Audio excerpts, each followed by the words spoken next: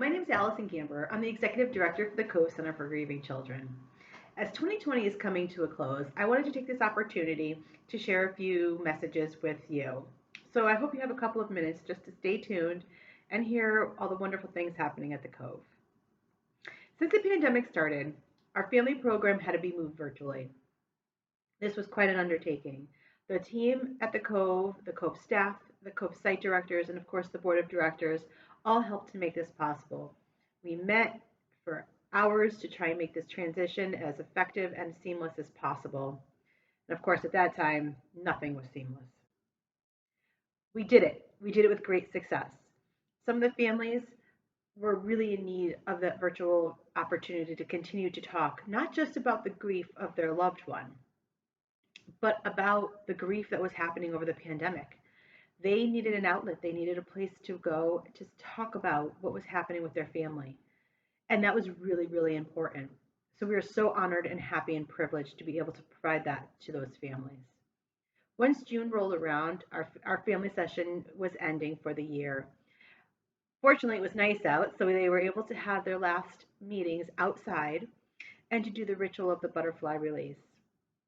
This was really important for our families to be able to have some closure for the year before parting for the summer months. Over the summer, we took the opportunity to come together and strategize and make a plan for the fall and the coming year. We effortlessly made decisions and worked together as a team.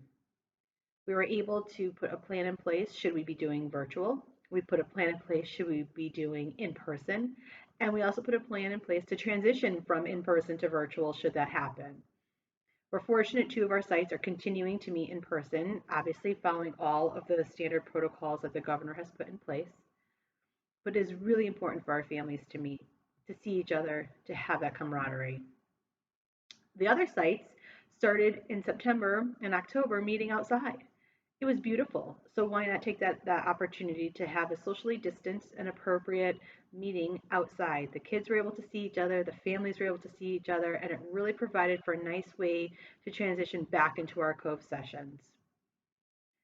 When now the weather is not so nice, everybody's meeting virtually. We also added two new virtual programs, our teen program and our men's group, which are highly successful and very much needed. We still have room in both of those sessions, so we're happy to have more. All of our sites have more room, especially now that we're in the virtual capacity. We can definitely take a few more families on there.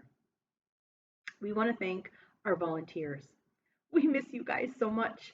It is so strange to not see volunteers all the time, to not having people come into our office, to not participate in our annual run. That was done virtually this year too, so it's very strange not to see all of you guys and talk to you so much. We miss you. We miss you a lot, but we need you still, and I hope that after this is all over, we can all come together and have another wonderfully successful year at the Cove in more of a normal way, our traditional way. We'd also like to acknowledge the fact that Judy Adele, who was running the East Hartford site, then she transferred over to the West Hartford site. There's been a lot of shifting happening. Took a new job opportunity out of state, and so she's no longer with the Cove. I want to say thank you to Judy for all she has done. You've been amazing to work with, and I am so happy to have gotten to know you. I wish you and your family nothing but the best of luck in your new endeavor. Of course, with Judy leaving, we had to find somebody to replace her. So I was so fortunate to be able to hire Kim Starr. Kim Starr is now the current West Hartford in-person site director, and she has been around the Cove for many, many, many years on a volunteer capacity. She would be with the Meriden site, and she would go to other sites too, providing wonderful art projects for the children. She's also been an integral part of Camp Aaron since its inception. So we are so grateful to have you on board, Kim, in an official capacity, and I want to thank you so much for all you have done. And I also want to acknowledge two board members, John Turgeon and Simon Etzel. Both of these gentlemen have been on our board for a number of years and have provided the most incredible leadership to the Cove, to myself, and for our programs.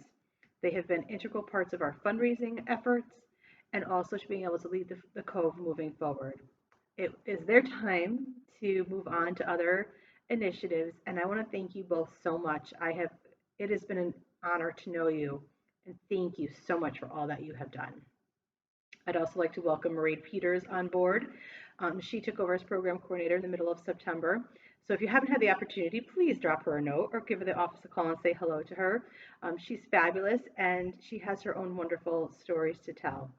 So thank you for all you are doing, Marie, for joining us and helping us move our programs forward as well. So I also just want to say thank you. Thank you to each and every one of you that is watching this for your generosity, your support, your participation, and whatever capacity you are involved at the Cove. We cannot do this without you. This is a team effort all the way around. The generosity of our donors, our family member participants, and our Camp Aaron families. You all have made the Cove what it is today, and we need to continue to rally together apart. Thank you. I wish you all a happy and healthy holiday season, and we look forward to more things to come in January of 2021. Take care.